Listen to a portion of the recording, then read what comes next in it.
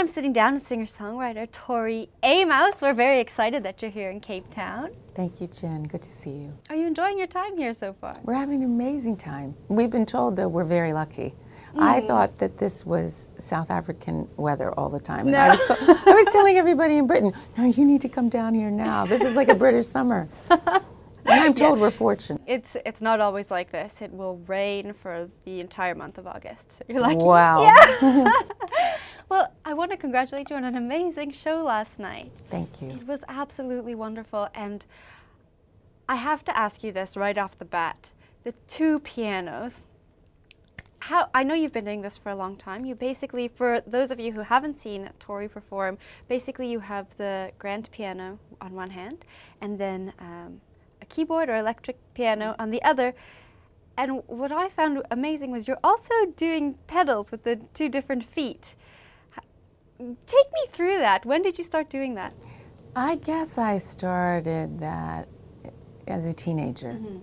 So I'm 50, so I've been doing it a long time. Yeah. And it seemed to me that if you imagine that your left hand is usually playing bass or that type of rhythm.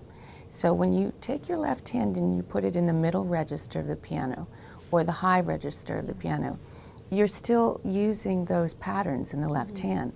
And then when you juxtapose that with the right hand, which is doing more melodic arrangement, and then that's in the mid-range, then all of a sudden you're creating a pattern that you don't create when you're playing as you should play. Right. So you're immediately creating a different relationship between the left hand and the right hand because of your registers and the patterns. And I started to see the effects of that as a teenager and thought, well, this pushes me to tell the story differently. Yeah. And so that's why it started many years ago. Well, it's amazing, and it's absolutely amazing to watch. Now, you said you started this when you were a teenager, and you are now 50 years old. You've been in the music industry for such a long time. Does performing get any easier or harder, or how does that change over the years as you get more mature? Well, funny you should say this. My daughter, she's 13, and this time last year, 49 wasn't so great. 50's great. I highly recommend it for everybody. Bottle it up. You know, that to me is been a great age. However, if I could go back in time and tell myself this, but I can't. So I needed my 13-year-old, who really, she kind of read me. Yeah. She read me and said, okay, I'm not going to accept that you're going to do a good show for a 50-year-old. That's absolutely unacceptable. You have to go you've got to go rock, and you've got to go be great. And anything less than you did in 1994, I'm not talking to you. And you can do it. So no pity parties, none of this crap. And if you don't do this, Mom, then what is the message you're giving to your own daughter? It's a terrible message. It means that you're done. No. And I thought, oh, my goodness gracious.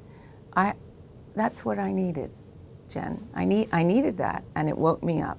It was almost as if I was awake for the first time in a long time, and I had to look at myself in the eye and thought, right then, I need to get cracking. Sounds like you have a very strong daughter. She is very strong. She's funny. She's British, so she has that sense of humor. Yeah. But I think she also recognized that what I needed was to be pushed and challenged. And she was going to take nothing less than, she said, go out there and show me you can do it, and show yourself you can do it. Awesome. Well, you actually, there's a song that features your daughter on the new album, Unrepentant Geraldines. Why don't you tell me about that? That's a song called Promise.